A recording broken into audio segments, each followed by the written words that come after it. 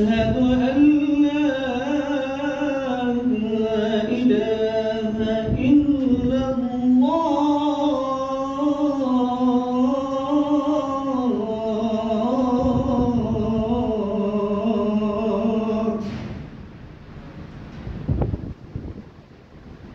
أشهد أن محمد رسول الله.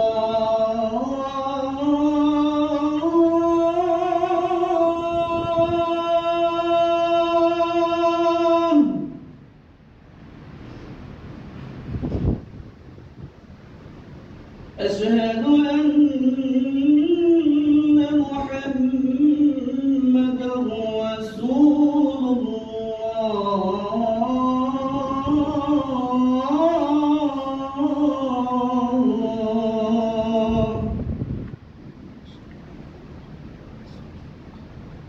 حي على الصلاة.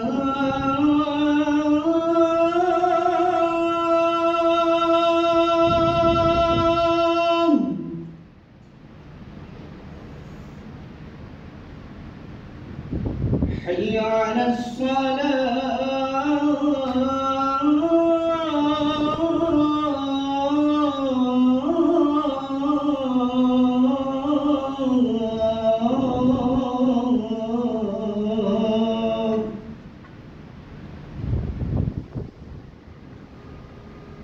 حي على الفلاح.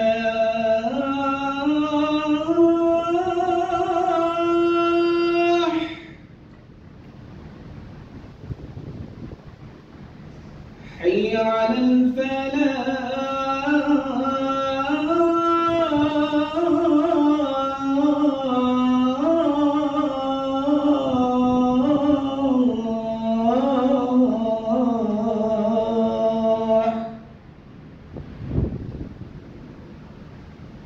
الله أكبر.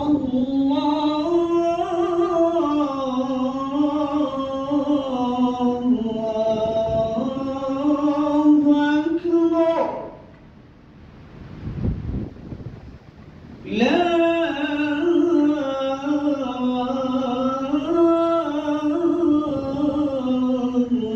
إله إلا الله.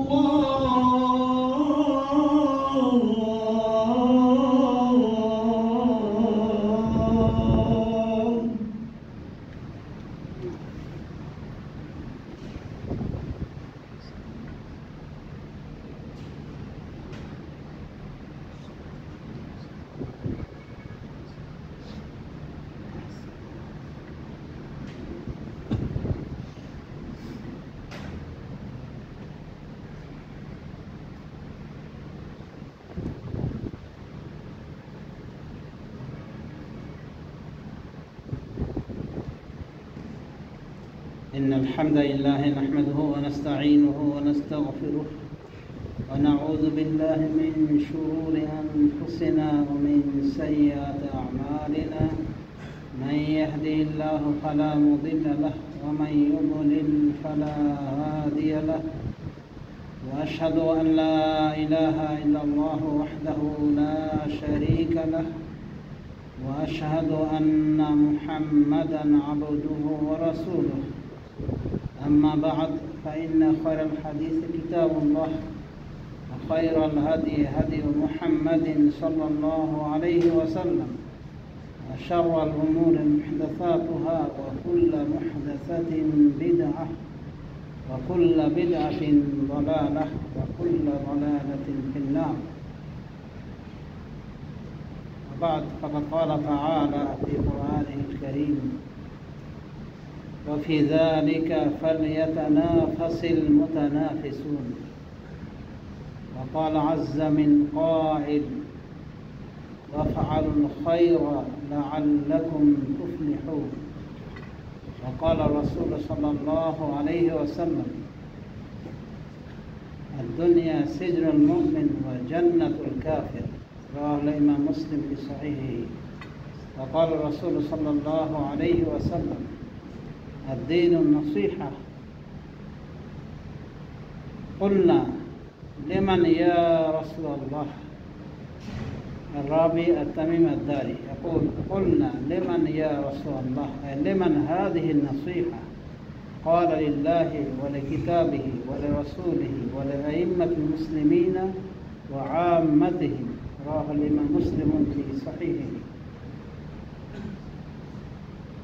وبعد، يا أيها المؤمنون اتقوا الله وتزودوا من التقى لمعادكم فإنها خير الزاد ليوم المعاد. وفقنا الله جميعا لتقاه والعمل بكتابه وسنة نبيه محمد صلى الله عليه وسلم। সমাজ শুধু আল্লাহর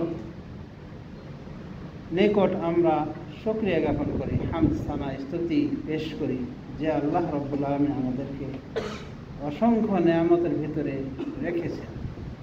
আমরা বুঝি আর না বুঝি, তার ভিতরে নিরাপত্তার নেয়ামত অনেক বড় নেয়ামত। অর্থাৎ নিরাপদে থাকা, বাড়িতে ঘরে হাটে ঘাটে সর্বস্থানে নিরাপদ হয়ে ঘুরবেন, এটা অনেক বড় নেয়ামত। এজন্য কুরাইশদেরকে লক্ষ্য করে আল্লাহ বলছেন ফালইয়াবুদু রাব্ব হাযাল বাইত, তারা যেন এই বাইতের, এই পবিত্র ঘরের রব্বের ইবাদত করে। আল্লাযী আত'আমাহুম মিন জু', যিনি তাদেরকে খাদ্য দিয়েছেন ক্ষুধা নিবারণের জন্য। ওয়া আমানাহুম মিন খাউফ, এবং তাদেরকে নিরাপত্তা দিয়েছেন ভয় ভীতি থেকে। তাহলে পেটের খাদ্য, ক্ষুধা নিবারণের খাবার থাকা এবং নিরাপদ থাকা অনেক বড় নিয়ামত, যা আল্লাহ কুরাইশদেরকে স্মরণ করেছে। কুরাইশদেরকে আল্লাহ কিভাবে নিরাপদ করেছিলেন? কারণ কুরাইশদের জীবনে একটি বিরাট ঘটনা হয়েছিল, হস্তি বাহিনীর ঘটনা। হস্তি বাহিনী মানে আবরাহা এসেছিল কাবা ঘরকে ধ্বংস করার জন্য। কারণ এই আবরাহা যে সুদূর ইয়ামান থেকে এসেছিল, সে জানতো যে মক্কাবাসীরা অনেক সম্মানিত এবং মক্কায় কাবা ঘর থাকার জন্য বাণিজ্যিকভাবে তারা অনেকটাই সফল কাম এবং তাদের একটা বিরাট সম্মান রয়েছে। তখন সে একটা নকল কাবা বানিয়েছে। এই আবরাহা নকল কাবা বানিয়েছে এবং মানুষকে অর্ডার করেছিল যে আজ থেকে হজ এদিকে। কেমন হবে কথা? মানে কাকের ময়ূর নাচ, ময়ূরের নাচ দেখে হিংসা করে কাক শুরু করলো নাচ। কাকের নাচ কি ময়ূরের নাচের মতো হবে? এরকমই মানে হিংসায় টৈটম্বর হয়ে সে কি করলো? কাবা বানালো। মানে কাবা বানালো। আরবদেরই কেউ ওই আবরাহাত কাবায়, অর্থাৎ তার মানুষে ঘরে মলমূত্র ত্যাগ করে দেয় মানুষের অজান্তে। এই সংবাদ পেয়ে আবরাহার আর কোনো বাকি ছিল না সন্দেহের যে এই কাজটা অবশ্যই মক্কাবাসীদেরই কেউ করে হবে, আরবদেরই কেউ করে হবে। এরপরে তার মনে জেদ এটা আসলো যে না, কাবাকে ধ্বংস করতেই হবে, কাবাকে ধ্বংস করতেই হবে। আর কাবা কাদের দখল ছিল? কুরাইশদের। তখন কিন্তু নবী সাল্লাল্লাহু আলাইহি ওয়াসাল্লামের আবির্ভাব হয়নি। তার আবির্ভাবের খুব সময় 1 বছর আগের ঘটনা। তো এই কাবা ঘর দখল করতে এসে তারা ব্যর্থ কাম হয়েছিল। কিভাবে আল্লাহ রাব্বুল আলামিন তাদেরকে ব্যর্থ করেছিলেন সে ঘটনা সূরা ফিলে আছে। তো এরপরে তাদের সুনাম সুখ্যাতি আরো বিভিন্নভাবে ছড়িয়ে পড়ে যে এরা আসলে আল্লাহর প্রিয় ব্যক্তি, না হলে আল্লাহ এদেরকে এইভাবে সেভ করলেন যে কাবা ঘর দখল করতে আসা হস্তি বাহিনী সমূলে ধ্বংস হয়ে গেল। এই হস্তি বাহিনীর উপরে আবাবিল মানে ঝাঁকে ঝাঁকে পাখি, কে বলা হয় আবাবিল। আমরা অনেকে মনে করি পাখির নামই হলো আবাবিল, না, এটা না। ঝাঁকে ঝাঁকে যে আসে যে পাখিগুলি সারিবদ্ধ, এগুলোকে বলা হয় আবাবিল। এটাকে অনেকে বলে চড়ুই পাখি সদৃশ, ঠোঁট লাল, বেশি বড় পাখি না, এবং 3টা করে পাথর নিয়েছে, 2 পায়ে 2টা পাথর আর ঠোঁটে একটা পাথর, 3টা করে পাথর ফেলেছে। এই পাথর ফেললে সাথে সাথে মানে এই পাথরের মাধ্যমে এতটা যন্ত্রণা অনুভব করতো যে মারা যাওয়ার উপায় না, শুধু মারা যাবেই না, একেবারে ধ্বংস হয়ে যাওয়ার মতো, মানে গলিত মমের মতো তাদের অবস্থা। কাজা আলহম কাসফিম মাকুল, আল্লাহ বলছেন যে ওদেরকে একেবারে ভক্ষিত তৃণলতার মতো করে দিয়েছে। ভক্ষিত তৃণলতা মানে গরুতে ভালো ভালো তাজা ঘাসকে খেয়ে ফেললে বাকি অংশগুলো কী হয়, বা ভালো মতো খাওয়া দাওয়া করলে ওগুলো কি হয়ে যায়, মানে এলোমেলো হয়ে যায়। এরকম হয়ে গেছিল ওদের অবস্থা। তো এদেরকে আল্লাহ রাব্বুল আলামিন এইভাবে সেভ করেছেন। এর কারণ হলো যে রাসূলুল্লাহ সাল্লাল্লাহু আলাইহি ওয়াসাল্লামকে আল্লাহ রাব্বুল আলামিন এই পবিত্র নগরীতে প্রেরণ করলেন। তো আল্লাহ রাব্বুল আলামিন পূর্বাভাস হিসেবে এইভাবে নিরাপত্তা দিয়েছেন, কুরাইশদেরকে, মক্কাবাসীদেরকে নিরাপত্তা দিয়েছেন। তো সেই কথাটাই আল্লাহ স্মরণ করেছেন সূরা কুরাইশের ভিতরে, ফালইয়াবুদু রাব্বা হাযাল বাইত, বলছেন তারা যেন ইবাদত করে এই বাইতের, এই ঘরের রব্বের, আল্লাযী আত'আমাহুম মিন জু, যিনি তাদেরকে খাদ্য দিয়েছেন ক্ষুধা নিবারণ থেকে, ক্ষুধা নিবারণের জন্য, ওয়া আমানাহুম মিন খাউফ, নিরাপত্তা দিয়েছেন ভয় ভীতি থেকে। তাহলে এই ক্ষুধায় খাবার জোটা, খাবার থাকা ক্ষুধা নিবারণের জন্য, আর নিরাপত্তা অনেক বড় নিয়ামত। এই নিয়ামতের জন্য শুকরিয়া জ্ঞাপন করতে আল্লাহ নির্দেশনা দিয়েছেন, আর সেটা হলো ইবাদতের মাধ্যমে। ওই উন্মাদনা নাচানাচির মাধ্যমে না, বা পাপাচারিতায় লিপ্ত হওয়ার মাধ্যমে। যাই হোক সমাজ শুদ্ধি এই দুটি নিয়ামত থেকে অনেকে বঞ্চিত রাষ্ট্রীয়ভাবে। কোন কোন রাষ্ট্রগুলি আমরা আনতে পারি উদাহরণে, ইরাকের অবস্থা আনতে পারি। এখনও কিছু যদিও খাদ্যের দিক থেকে সাশ্রয়ী হয়েছে তারা, কিন্তু নিরাপত্তাগতভাবে তাদের অবস্থা ভালো। সিরিয়া আর একটা দেশ, সেখানে দুটোরই অভাব, নিরাপত্তাগত অভাব, আবার খাদ্য সংকট। এমনকি আমরা লক্ষ্য করে দেখেছি গাছের পাতা জাল দিয়ে খায় ক্ষুধার কারণে। তাহলে অভাব অনটন কি পর্যায়ে গেছে লক্ষ্য করে দেখছেন। এর একমাত্র কারণ হলো গৃহযুদ্ধ, এই যুদ্ধ করা, ক্ষমতা নিয়ে টানাটানি আর স্বৈর শাসন। একই অবস্থা আমরা যদি লক্ষ্য করে দেখি আরো বিভিন্ন রাষ্ট্রে বিরাজ করছে। আর ফিলিস্তিনের কথা আপনারা জানেন না। তো যাই হোক সব কিছু মিলে সব থেকে বড় যে সমস্ত নিয়ামত রয়েছে, নিয়ামতগুলির ভিতরে এটি একটি নিয়ামত। এই দুটি বড় বড় নিয়ামতের অন্তর্ভুক্ত, যে আপনি নিরাপদ থাকবেন, আপনার ক্ষুধা নিবারণের জন্য খাদ্য থাকবে। রাসূলুল্লাহ সাল্লাল্লাহু আলাইহি ওয়াসাল্লাম এই জন্য আরও হাদিসে বর্ণনা করেছেন। তিনি বলছেন, হাদিসটি হলো,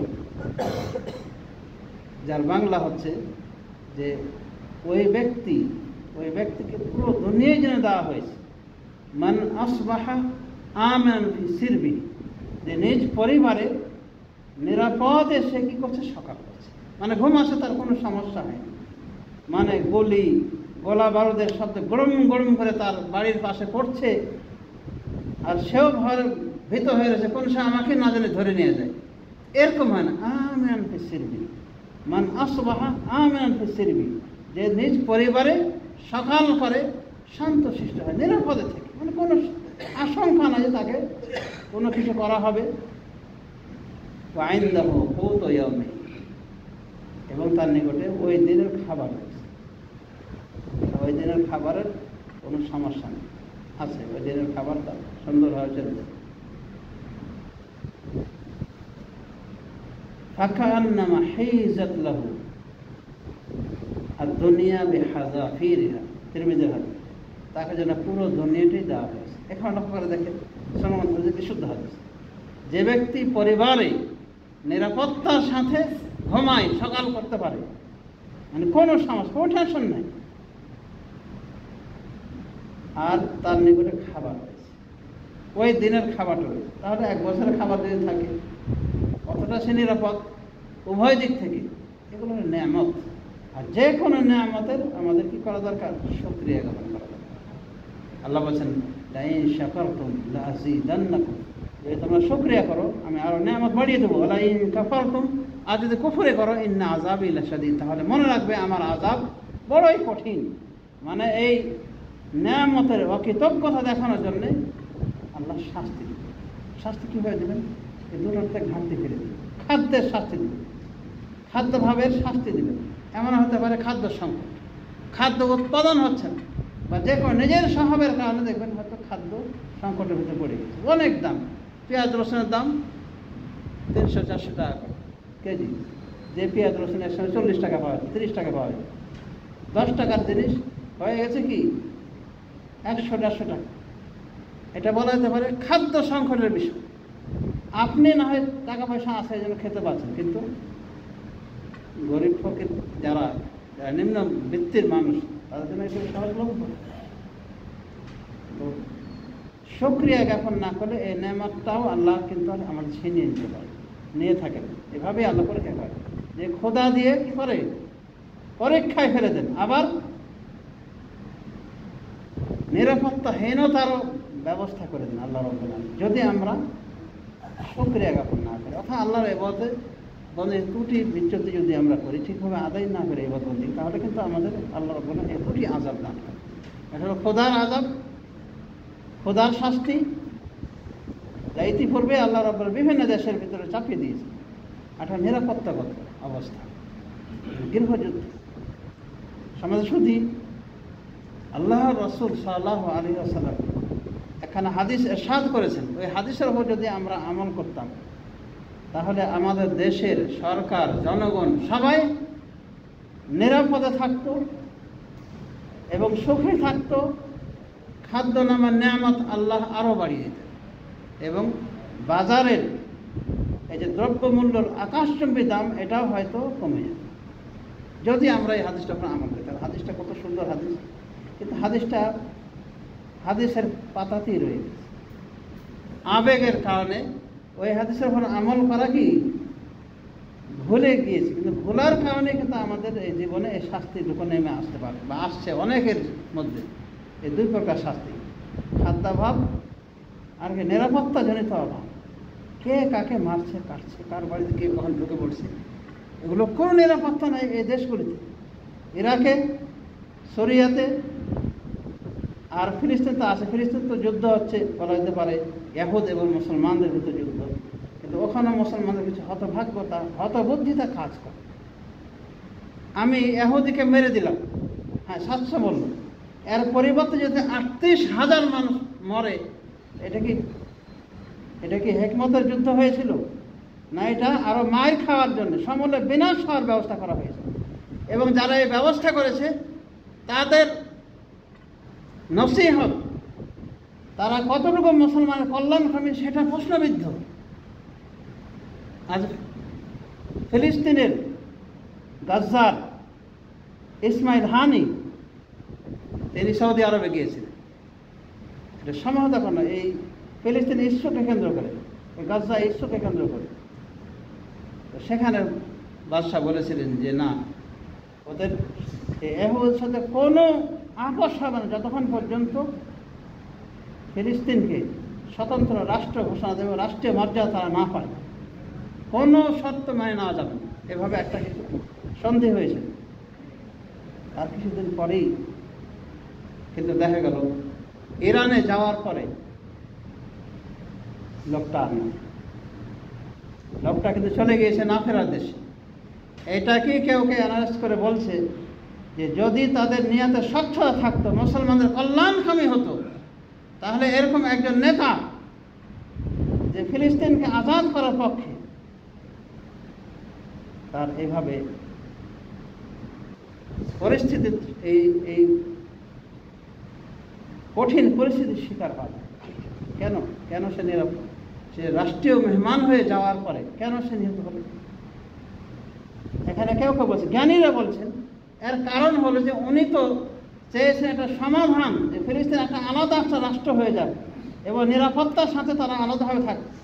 কিন্তু ওই বন্ধুগুলি, যাদেরকে কিছু মানুষ বন্ধু মনে করে সবসময়, এবং যারা যাদের পরামর্শে, যাদের ইশারায় অনেক সময় অসম যুদ্ধ বেঁধে যায়।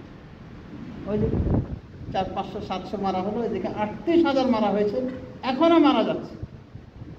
তারা চায়নি যে ফিলিস্তিন একটা শান্তির দেশে পরিণত হোক, এবং তাদের আলেম ওলামাদের বক্তব্য আমরা শুনছি, আমি নিজে শুনেছি। তারা বলছে, আরে ফিলিস্তিন স্বাধীন হওয়া না হওয়া আমাদের কি, ওতে একই, সুন্নি মুসলমানদেরই ওগুলো দখলে থাকবে, যেগুলো সব আমাদের মানে কোনো মুখ্য বিষয় না।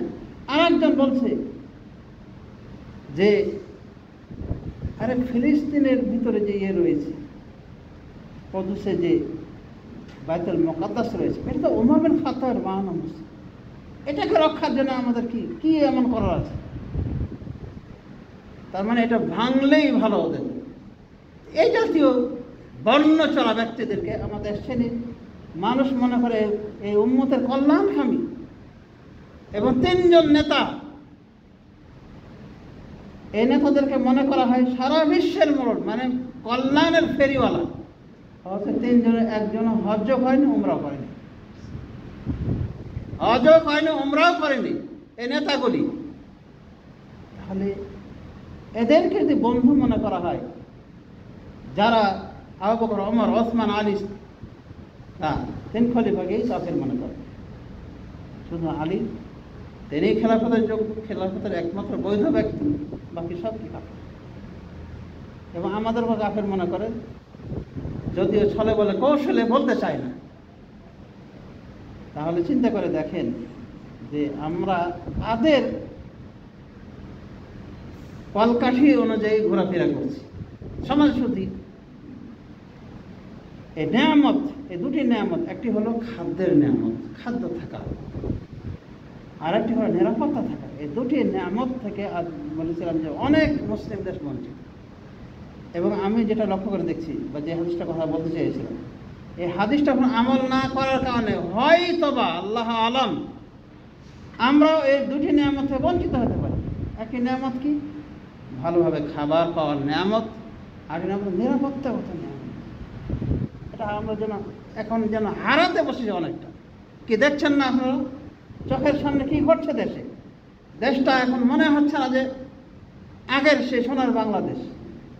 এখন ধরপাকড়, মার ইত্যাদি, মারো, কাটো, ধরো, এ করো, মানে এক কথায় এক পক্ষ আর এক পক্ষ কি মনে করে নিয়েছে যেন মুসলমানের বাইরে, মারতে পারলেই মানে বিরাট নেকির কাজ হয়ে যাচ্ছে। শুধু যে হাদিসের আমল না করার কারণে বিভিন্ন দেশে আজ অরাজকতা বিরাজ করছে, নিরাপত্তাহীনতা ভোগ করছে, খাদ্য সংকটে রয়েছে, এবং লক্ষ লক্ষ মানুষের রক্ত গঙ্গা নদীর মতো বয়ে চলেছে। এই মাত্র একটি হাদিসের উপর আমল না করা। হাদিসটা কি? তাহলে হাদিসে সহিহ মুসলিমে এসেছে, রাসূলুল্লাহ সাল্লাল্লাহু আলাইহি ওয়াসাল্লাম আর-দীনুন নসিহা, দিনটা পুরা ইসলামটা হলো নসিহত ভিত্তিক, মানে পুরা দিনে ইসলামটাই নসিহত, মানে কল্যাণকামিতার উপর প্রতিষ্ঠিত। আপনি কারো অকল্যাণ চাইবেন, আপনার কেউ অকল্যাণ চাইবেন, তো পুরো দিনে ইসলামটা কল্যাণের উপর নির্ভরশীল, কল্যাণ ভিত্তিক, মানে কল্যাণকামিতা চাওয়া হয়েছে, কারো অকল্যাণ চাওয়া হয়নি। হাদিসটা বর্ণনা করে তামিম দারি, উনি বলছেন, বলনা ইয়ার লিমান ইয়া রাসূলুল্লাহ, হে আল্লাহর রাসূল, এই নসিহতটা কার জন্য হবে, এই কল্যাণকামিতা কার জন্য হবে? রাসূলুল্লাহ সাল্লাল্লাহু আলাইহি ওয়াসাল্লাম বলেছেন, লিল্লাহি ওয়া লিকিতাবিহি ওয়া লিরাসূলিহি ওয়া লিআইম্মাতিল মুসলিমিন ওয়া আম্মাতিহি। এই নসিহত হবে আল্লাহর জন্য, আল্লাহর কিতাবের জন্য, আল্লাহর রাসূলের জন্য, ওয়া লিআইম্মাতিল মুসলিমিন, মুসলিমদের নেতৃবৃন্দের জন্য, এবং সাধারণ পাবলিকের জন্য, সবার জন্য নসিহত কল্যাণকামিতা করতে হবে। জারির বিন আব্দুল্লাহ জাবের আল বাজারি রাদিয়াল্লাহু আনহু, মহামতি সাহাবী, রাসূল সাল্লাল্লাহু আলাইহি ওয়াসাল্লাম বায়াত নিয়েছিলেন তাদের কাছ থেকে নসিহতের, নসহাইলে করলে সমস্ত মুসলমানের কল্যাণ চাইবে, অকল্যাণ চাইবে এর উপরে। তাই উনি একদিন বাজারে গিয়ে দেখেন একজন ঘোড়া বিক্রি করছে, অর্থাৎ 50 টাকা বেচছে, উনি বলছেন না তোমাকে 60 টাকা দেবো, এই দেবো সেই দেবো করে 100 টাকার বেশি বেড়ে গেছে, মানে দেড়হাম, এবার তো মূল্য বেশি। উনি মানে কপালে চোখ উঠে গিয়ে তাকিয়ে দেখি কোন লোক পেলাম, কোন কাস্টমার পেলাম, নিজেই দাম বাড়াচ্ছে। শেষে 100 বা 150 দিরহাম, যেটা বাজারের এক কথায় সেই সময়, এই পর্যায়ে উনি নিয়ে পরে ঘটায় দিচ্ছে। বলছে, আপনি কে হে ভাই, এত সুন্দর মানুষ যে আমাকে আপনি বাজার শেখাচ্ছেন, আমি দিচ্ছি আপনাকে 50 দিরহামে, আর আপনি ওটা বাড়াতে আসেন এমনকি 100, 150 কি 200 এরকম ঠেকায় দিলেন। বলছে, আমি হলাম রাসূলুল্লাহ সাল্লাল্লাহু আলাইহি ওয়াসাল্লাম, যে সাহাবীদের থেকে রাসূলুল্লাহ সাল্লাল্লাহু আলাইহি ওয়াসাল্লাম এই মর্মে বায়াত নিয়েছিলেন যে কোনো মুসলমানের বিশ্বাসঘাতকতা করবে, নসিহত করবে, কল্যাণ যেটা তার জন্য সেটা কামনা করবে। তো আমি সেই বায়াত গ্রহণকারী ব্যক্তিদের একজন, আর আমি দেখছি তোমার বাজার, এই ঘোড়াটার বাজার মূল্য এটা না, একেবারে সস্তা দামে বেশি, তাই আমি নিজে বাড়িয়ে বাজারের মূল্য সাথে ব্যালেন্স করে দিয়েছি। কিন্তু এখন একটা যদি বকরি অসুস্থ হয়, এ কথাই শুনতে পাওয়া যায় বাবা মার কাছ থেকে, যে বেঁচে দিলে বেটা, বেঁচে দিলে, তো বেঁচে দিলে কে নেবে? অসায় নিলে একটা কথা ছিল, এমনও লোক আসে যে ও পুষে বলে ওটাকে বড় করবে, কিন্তু আপনি ধোঁকাবাজ, বেঁচে দিলেন, বেঁচে দিয়ে আরেকজনকে দিয়ে নিজে দায়মুক্ত হয়ে গেল, এমন হয়তো রাস্তায় মারা গিয়েছে। এটাকে মুসলমানের কোনো কল্যাণ কামিতা করা হলো? আর রাসূলুল্লাহ সাল্লাল্লাহু আলাইহি ওয়াসাল্লাম এই হাদিসের ভিতরে বলছেন যে কল্যাণ কামনা করতে আল্লাহর জন্যে, রাসূলের জন্যে, আল্লাহর কেতাবের জন্যে, এগুলোর ব্যাখ্যা অনেক দূরে চলে যেতে হবে। এরপরে বলছেন আর কার কল্যাণ কামনা করতে হবে? বলছে নেতৃবৃন্দের জন্য, দেশের কর্ণধার যারা শাসক তাদের জন্য, এবং সাধারণ পাবলিকের জন্য। তার মানে এখানে শাসকের কি দায়িত্ব, প্রজার কি দায়িত্ব, রাসূলুল্লাহ সাল্লাল্লাহু আলাইহি ওয়াসাল্লাম বলে দিয়েছেন। আর এই দায়িত্বের ঘাটতি থেকে কিন্তু আজ আমাদের বাংলাদেশে চলমান সংকট, মারামারি, কাটাকাটি, হাঙ্গামা দাঙ্গামা, মনে হচ্ছে যেন আমরা সেই সোনার বাংলাদেশে নাই। এখন শুধু অনিরাপত্তা শুরু হয়েছে, এটা কোথায় গিয়ে ঠেকবে? শাসকের জন্য নসিহত করতে হবে। আর অর্থ কি? শাসক মানুষ, সে ভুল করতে পারে, ভুল করলে তাকে কীভাবে শুধরাবেন? রাসূলুল্লাহ সাল্লাল্লাহু আলাইহি ওয়াসাল্লামের ভাষা হলো যে শাসক ভুল করলে তার জন্য নসিহত হলে, তার জন্য কল্যাণ কামিতা হলো আপনি নিজে যাবেন, অথবা একটা টিম বানিয়ে আপনি যাবেন। দেখেন এই যে কাজগুলি আপনারা করছেন, এই কাজগুলি কিন্তু ঠিক নেই, এটা আপনার সংরক্ষণ হওয়ার চেষ্টা করতে হবে, গোপনে বলতে, মানে তাদেরকে সুন্দরকে বুঝতে হবে। এটা সৌদি আরবে চলমান রয়েছে। তাদের কোনো শাসক ভুল ভ্রান্তি করলে বলার চেষ্টা করে, কিন্তু গোপনে, এইভাবে মাইকে নিয়ে অ্যালাউন্স করে বলে না যে এই করেছে সেই করেছে। এটা কিন্তু গণতান্ত্রিক ধর্মের এই কাজ, যে শাসক কি করেছে না করেছে তার প্রকাশ্য সমালোচনা। আর শাসকও এমন হয় শোষক পর্যায়ের হয়ে যায় অনেক সময়। এক কথায় জনগণ এবং শাসকের ভিতরে প্রচুর দূরত্ব বিরাজমান করছে, মানে কেউ কারো কল্যাণ কামিতা করছে না। এক হাদিসে রাসূলুল্লাহ সাল্লাল্লাহু আলাইহি ওয়াসাল্লাম বলছেন, ওয়া ইমাম মুকামিন ওয়া হুম লাহু কারিহুন, 3 জনের ইবাদত বন্দেগী আল্লাহ কবুল হবে, তাদের মাথার উপর দিয়ে সালাত উঠবে না, সালাত কবুল করবেন না আল্লাহ। তাদের হয়ে একজন ইমাম মুকামিন লাহু কারিহুন, এমন শাসক যাকে জনগণ ঘৃণা করে, যাকে জনগণ ঘৃণা করে। কিসের কারণে? চরিত্রের কারণে। হয়তোবা সে এমন কিছু অন্যায় করেছে যেগুলির মাধ্যমে প্রজারা তাকে কী করছে, ঘৃণা করছে।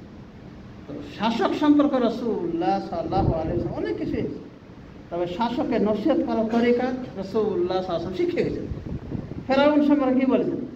ইযহাবা ইলা ফিরআউনা ইন্নাহু তাগা, ফেরাউন কাছে যাও তোমরা, মুসা হারুনকে বলছেন আলাইহিস সালাম, যাও, ইন্নাহু তাগা, সে কিন্তু সীমা লঙ্ঘন করেছে। আর সীমা লঙ্ঘনটা কী ছিল?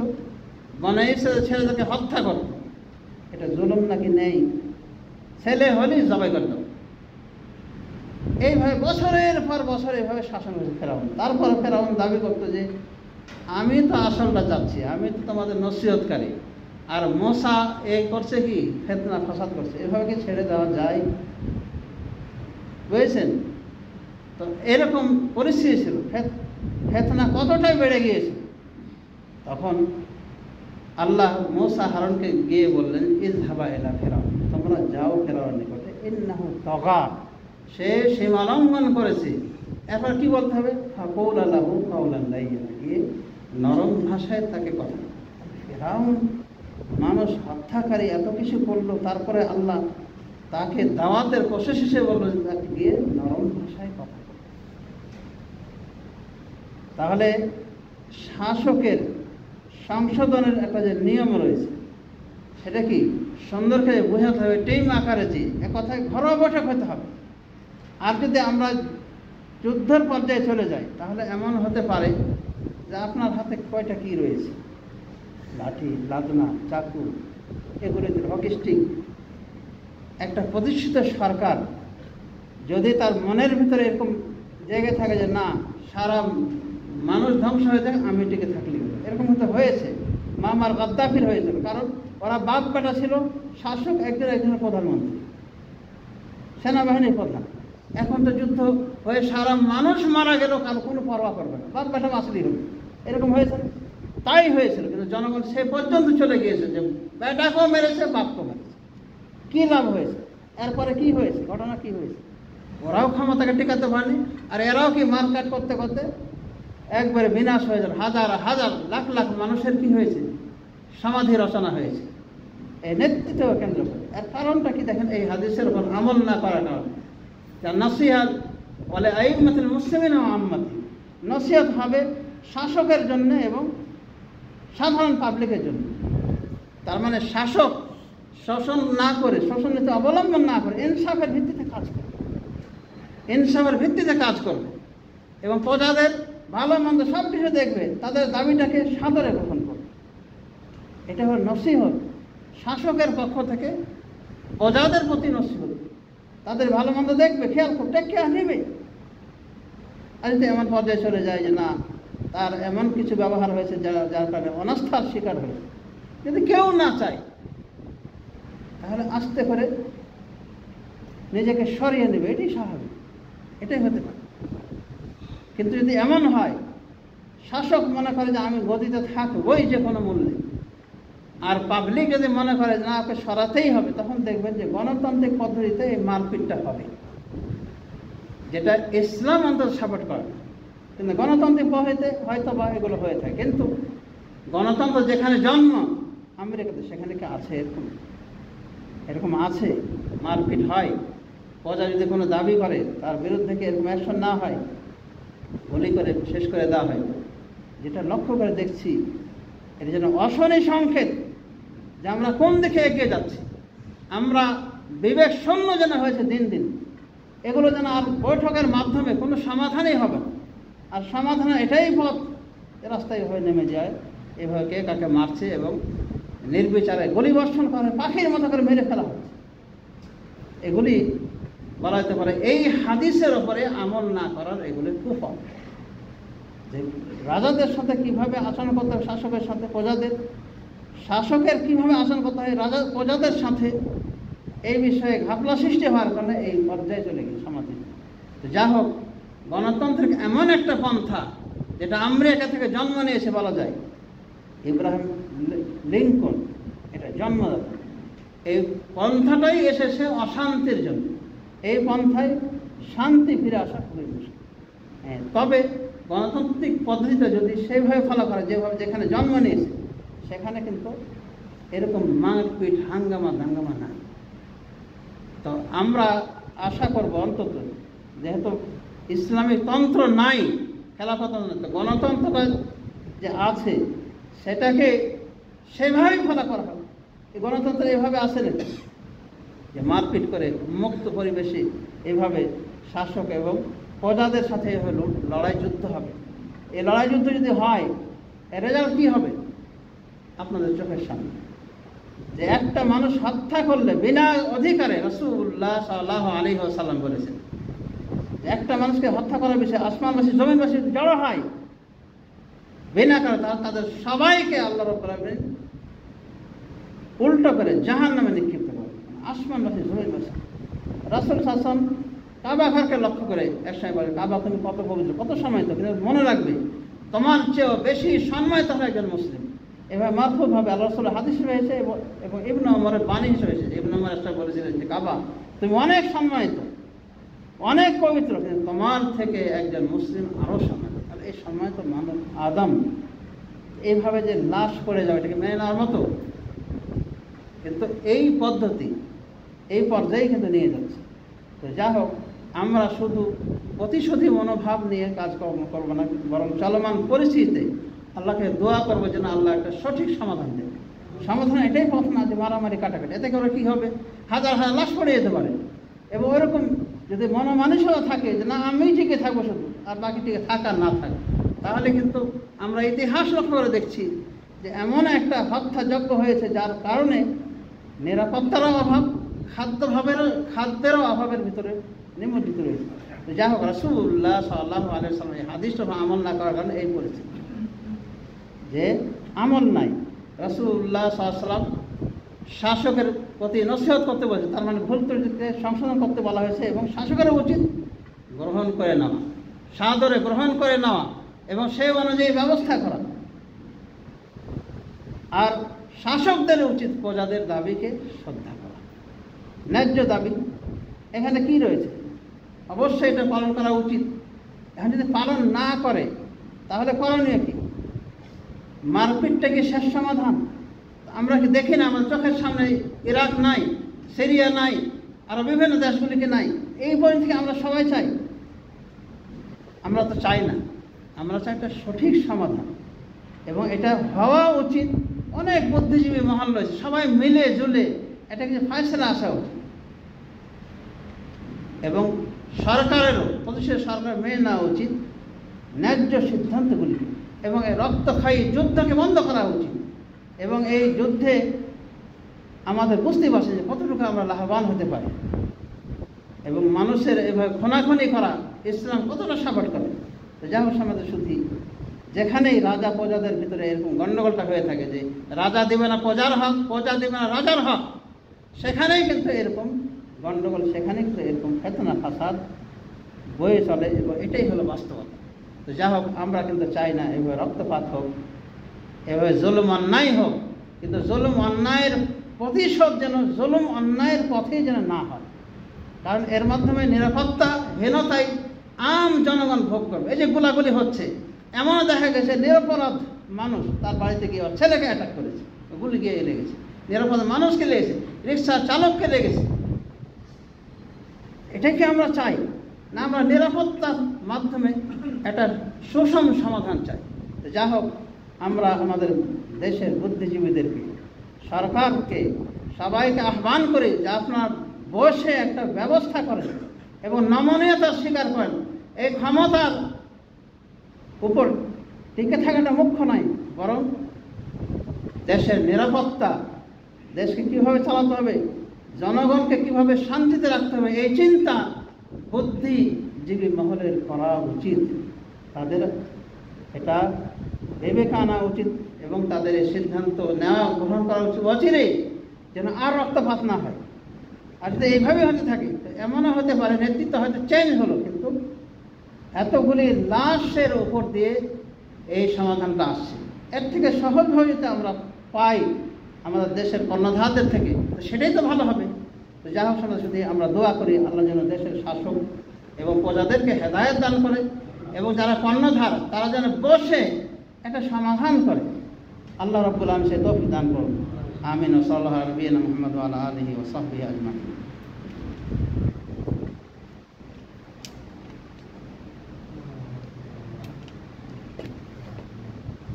আলহামদুলিল্লাহ, সাল্লাল্লাহু আলাইহি ওয়া সাল্লাম নবিয়িনা মুহাম্মদ ওয়া আলা আলিহি ওয়া সাহবিহি আজমাইন। তাবেঈন লাহুম বিইহসান ইলা ইয়াউমিদ্দিন। আম্মা বা'দ। সমাজে যদি কিছু কিছু মানুষ লক্ষ্য করে দেখি যে উস্কানি দেওয়া কথাগুলো আরও বলা বলি করছে। এমন বলছে আলেমরা কোথায়, আলেমরা কি করবে?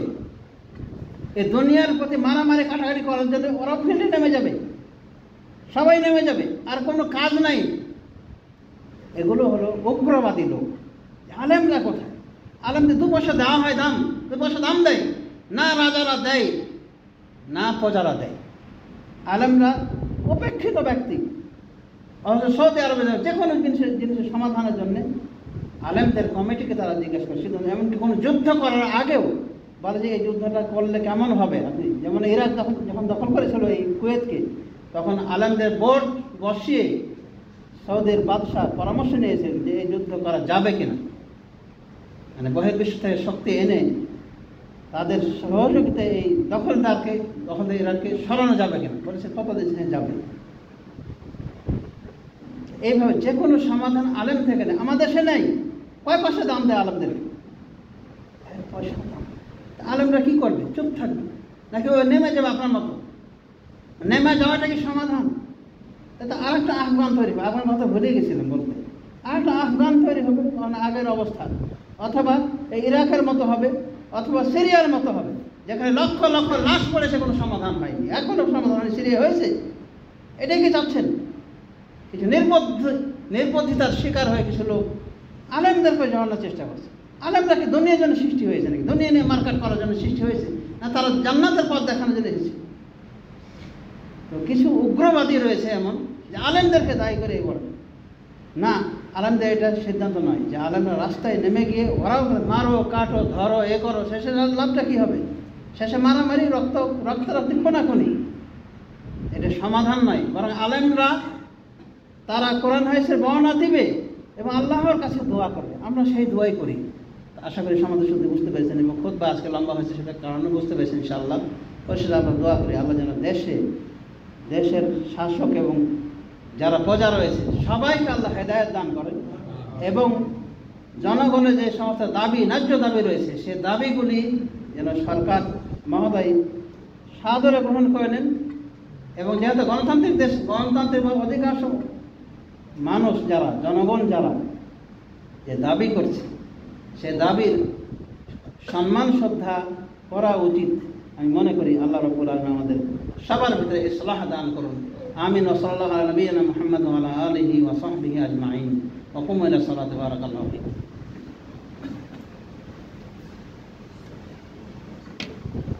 আল্লাহু আকবার। আল্লাহু